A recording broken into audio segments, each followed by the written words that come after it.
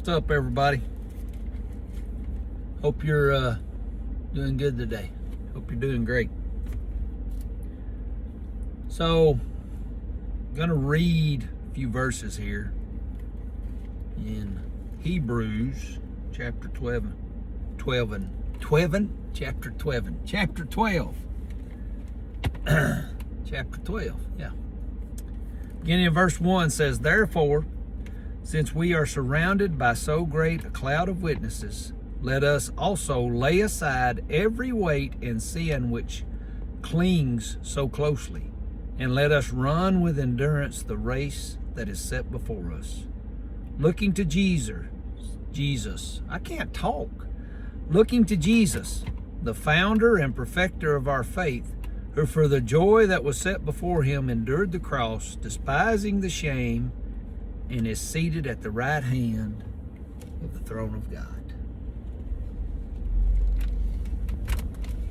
Let us run the race with endurance. I've actually think I have a video on these verses that I've done in the past, but this morning it hit me a little different because of the things that have kind of happened this week. So I decided to change my workout up a little bit this morning. And I was doing century sets. For those of you that don't know what a century set is, it's what it implies. It is a set of 100. And as I was doing that, about rep 60, old Kevin was thinking in his head, you know what? I don't want to do it. I don't need to do this. I don't want to do anymore. Let's just quit right here. 60's pretty good. But then I thought, no, let's keep going. We have a goal. We have a goal. We have my sights set on a goal. So I did it. Now, in this time as you're doing it, you have to drop some of the weight. It's not, if you do it without a drop set, then obviously the weight you start out on, we won't go into the whole fundamental of it. But anyway, you start off with a certain weight till you can't do it anymore, and then you drop it and you can't do that one anymore, all the way up to 100. Wanted to quit, but I didn't. And as that, I thought about what I've kind of went through here lately, and there's been a lot of times that I just wanted to give up and say, you know what, this just is what it is, and I'm done. I'm done. Problem is not that I lacked motivation, but that I lacked why I was actually doing it. Why I was doing it. What was my purpose in doing it? Well, I will say, if your purpose is skewed in doing something, then you won't have a desire to finish it. I heard earlier this week it was an old Tim Tebow clip, and they asked him, do you really think that God cares about a football game? And Tim made the point that absolutely he does. Because I'm doing it to glorify him.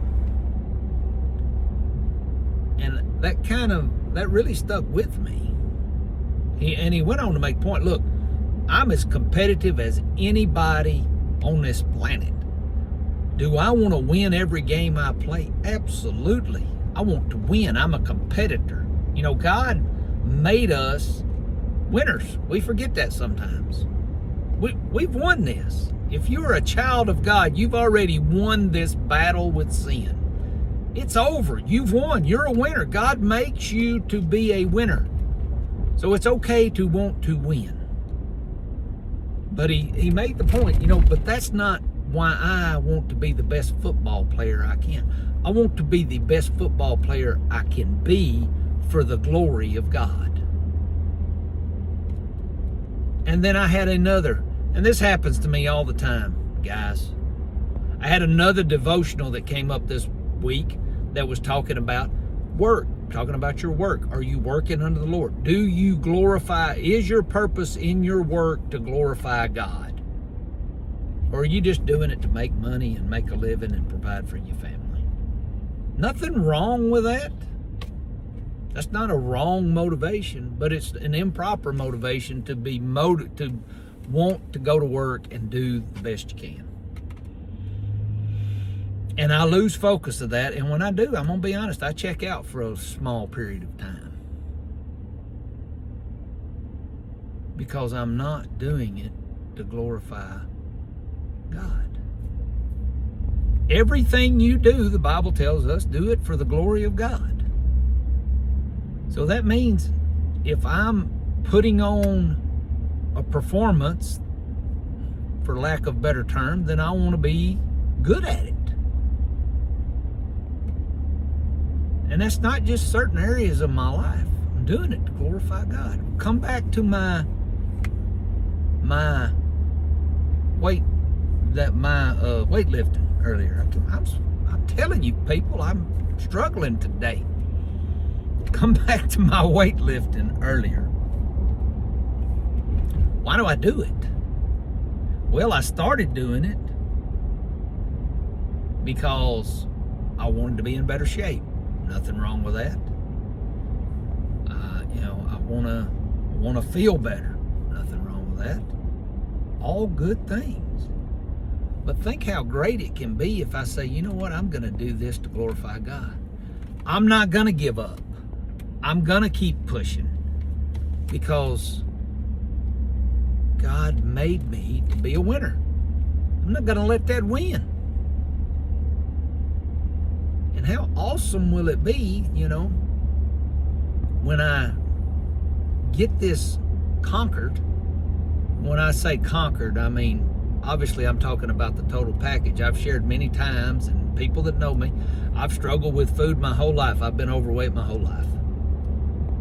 I've let food become a god at times. I call it, a lot of people call it a stronghold. I think if you've watched many of my videos, you've heard me talk about high places like in 2 Kings, which was the places that the kings wouldn't go and tear down. They knew they needed to be tore down, but you know what? They hold a special place and they're hard to get, so it's not worth the effort. Just leave them there.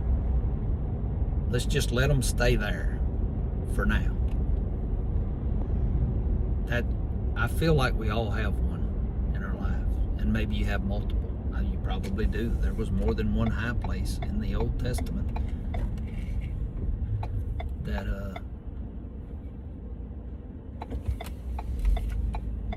more than one high place. Sorry, somebody's trying to pull out in front of me there. More than one high place that we read about. So I think it's a representation of all of us. We all have high places that we just don't tear down. Food, social media, TV, hobbies, whatever it is, they're there and they're a problem. And we don't conquer them because we don't want to give them up, because we lose focus on what our purpose is, to glorify the Father. How good is it when we conquer those things and somebody says, man, I thought you used to have a problem with that and you don't anymore. Well, I don't, because God gave me victory over that. I couldn't defeat it by myself. If I could, I would have. So I would go to the whole point of what we put in our bodies, because I think it's 2 Corinthians tells us that our body is a temple. It's either 1 or 2 Corinthians. I can't remember right off the top of my head. Our body is a temple of the living God. So I need to be concerned about it for the glory of God. Not so I can look good in a bikini. In swimming trunks, I should say. I would probably look really good in a bikini. Please don't get that mental image in your head. I don't want to do that to you. But doing it for the glory of God. That's why we do it. Why, if we're not, then guess what? We don't need to be doing it. Period. It's not something we need in our life.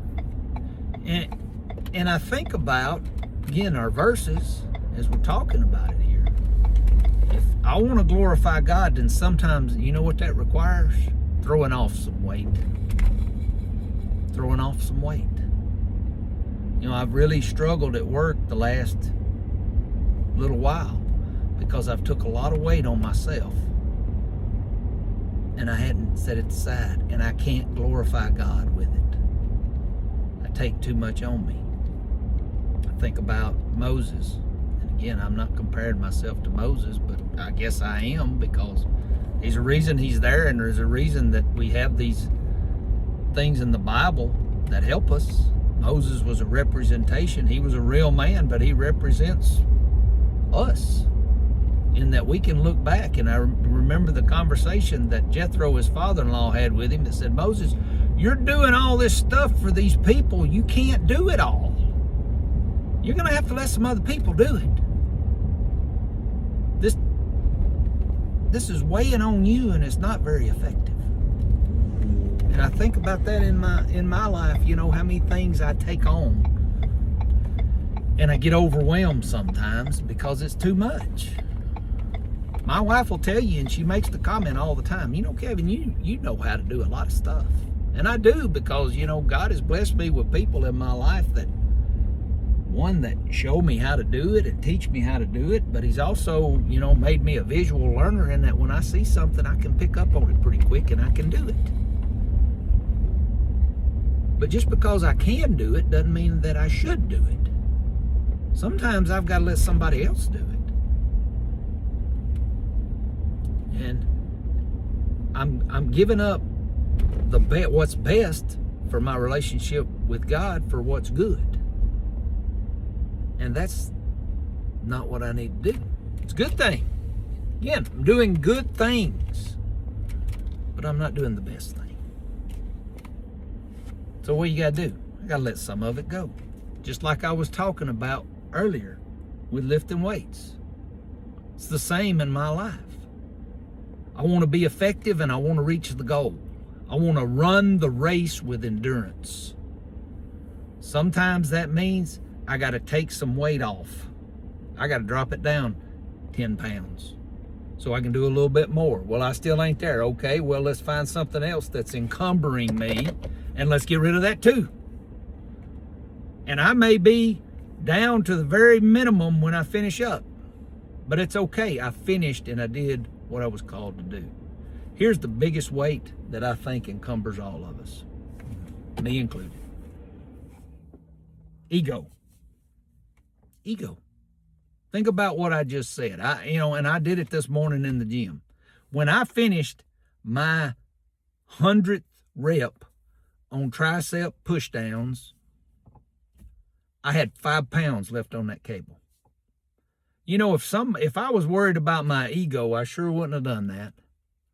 Because somebody'd walk by and look at me, I'm a big old guy, and went, really? You're over there doing 5 pounds? Yeah, because that's where I had to be to accomplish my goal. Sometimes I have to simplify my life to fulfill the mission that God has called for me. Throw off the encumbrances, as as the writer of Hebrews. I want to say Paul. We don't really know. I think it is, but that's just my opinion. But the writer of Hebrews says, throw off anything that encumbers you to run the race, looking to the author and perfecter of the faith, Jesus Christ. What did he do? Hebrews tells us clearly what he did. He didn't consider it robbery to take the place of a servant, sacrifice himself for the glory that was to come. What do you need to get rid of today? What do I need to get rid of? It's different for each of us. But I would argue there is something that every one of us need to say, you know what? I don't need that in my life. I don't need that. I don't need all of this responsibility. I need to let someone else handle it. Let us have the strength to do that. Looking to the Lord Jesus to give us that strength. God bless you. I hope you have a great day.